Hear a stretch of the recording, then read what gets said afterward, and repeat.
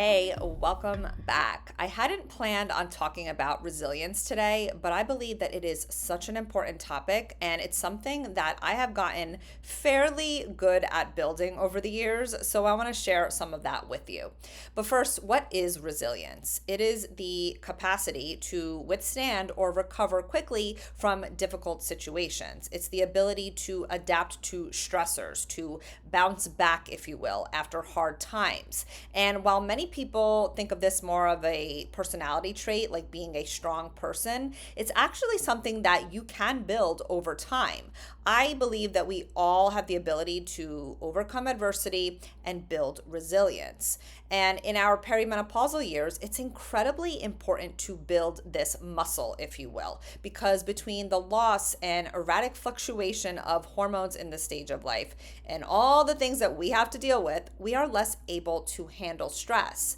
We're more stress reactive, and perimenopause itself can be really stressful, as you know. Your body is changing, your menstrual cycle is unpredictable, you don't feel like yourself, you're not sleeping well, you're probably not getting the support that you need. Not to mention that in this stage of life, you're probably raising kids, or like me, you're dealing with aging parents. I'm dealing with this right now with my mom, who is almost 72. I spent some of last week and even this morning calling her insurance company and multiple doctors, just trying to get things sorted for her, in the middle of running a business and supporting clients and, of course, dealing with my own personal stuff. So I understand how much you have on your plate. When your body is in a stress state, it's going to prioritize the production of stress hormones over other hormones because it is trying to protect you. And that's going to slow everything down, right? Including your thyroid function, your digestion, metabolism, detoxification, and of course, it's going to worsen your perimenopausal symptoms. So I talked a lot more in depth about the stress and perimenopause connection back on episode 13. So go ahead and listen to that if you want to learn about stress and perimenopause and what to do about it. But the reason that I was prompted to talk about resilience today is because we had a scare with our dog, Dawson. I've talked about him before, and if you follow me on Instagram, you know who I'm talking about. He's my little guy.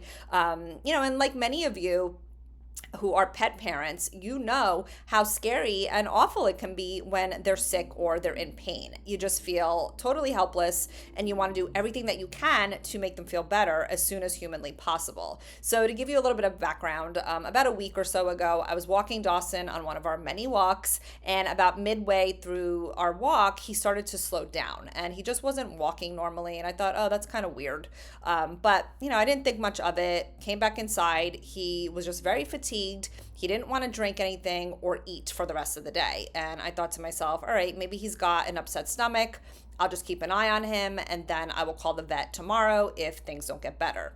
Sure enough, the next morning, it was the same thing. He was incredibly lethargic. He wasn't eating. He wasn't drinking.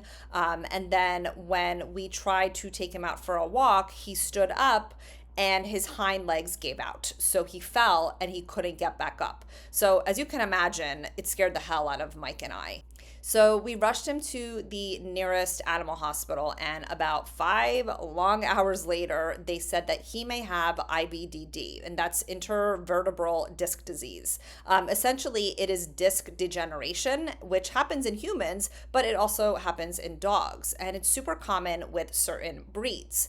So Dawson hadn't been eating or drinking because he was in so much pain.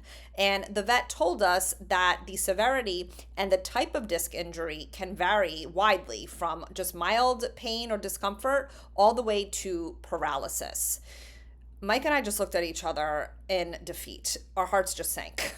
We adopted Dawson about 7 years ago, and he has definitely been our problem child. He's got some behavioral issues, anxiety, and quite frankly, he's very protective of us. We have spent an exorbitant amount of money and time with different trainers. We've put a lot of work into him, and we've really done the best we can at giving him the best life possible. He is so full of energy. He gets really excited, and he could be really, really playful. And he's just so sweet with Mike and I. He fully trusts his mom and dad, and we just love him so freaking much. So to think that he could potentially become paralyzed is just heartbreaking. So, long story short, we left the animal hospital with pain meds, a very tired dog, and quite frankly, fear of the unknown.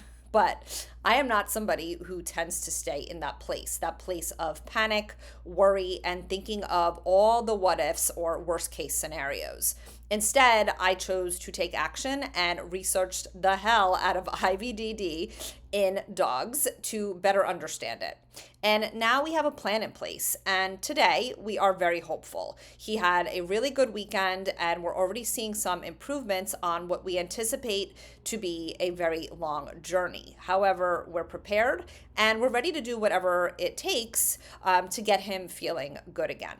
So, why am I sharing all this? I'm sharing this because, just like most people, I have definitely had my fair share of life challenges between growing up in a tumultuous home, which I've shared on earlier episodes, my health issues over the years, being in multiple car accidents, breakups, financial struggles, business challenges, caring for sick family members, losing loved ones, and so on.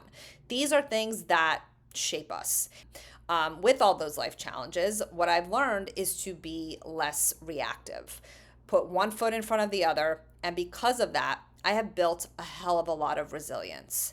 And in this stage of life, as we're dealing with hormone fluctuations, with health challenges, doctors who dismiss us, maybe you've got little kids or kids leaving for college or kids that are getting their license, which sounds terrifying to me, or aging parents like I'm dealing with, we are bound to have curveballs thrown at us.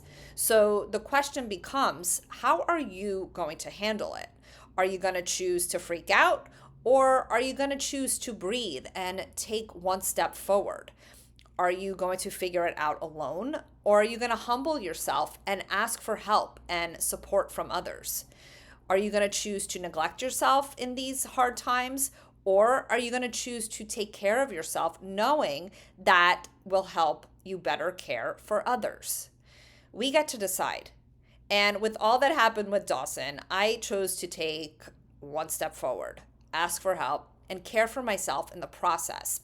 Even though I've been worried sick about him and haven't been perfect with my workouts or hitting my daily steps, I still made it a point to take my daily walks, to aim to get 7 hours of sleep every night, to feed myself good food, and make time for self-care, even if it was just a short Epsom salt bath, some time outside, or a nap.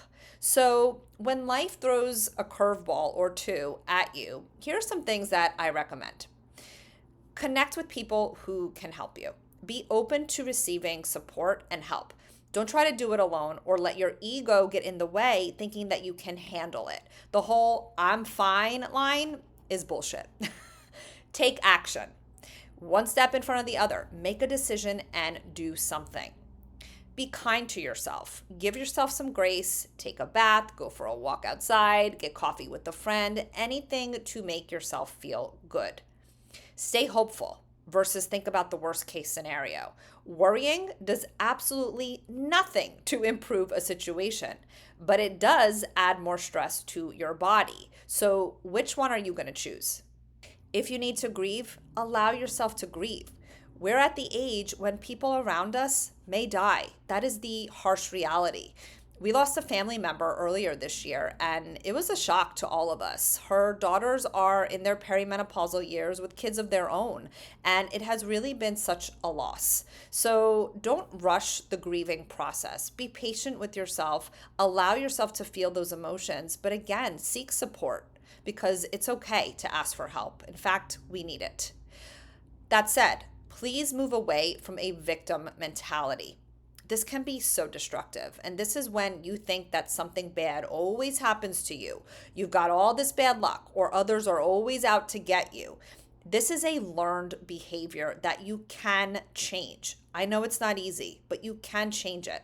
So remind yourself that you are strong, you are capable, and you can control how you react to everything and everyone. And lastly, take care of yourself. Stick to the basic health foundations, such as proper hydration. Make sure you're drinking filtered water every day, eating good, nutrient dense foods, getting in some light movement every day, making sure you're sleeping or resting, or like I did, take some naps if necessary, and connect with people that you love and who support you. So, even though I said that we are stress reactive in our perimenopausal years, I refuse to believe that I or you cannot handle stress. When we choose to look for the positive, when we choose to give our body what it needs, and we choose to seek support, I truly believe that we can thrive in perimenopause and beyond. Adopting this mindset is what builds resilience, my friends. All right, I hope you enjoyed that episode, and I will see you next week. The information provided is for educational and informational purposes only. I am not, nor do I act as a doctor or any other medical professional. I am not providing healthcare, medical services, or attempting to diagnose, treat, prevent, or cure any physical, mental, or emotional disease or condition. The information shared is not intended to be a substitute for the professional medical advice provided by your own medical or mental health provider.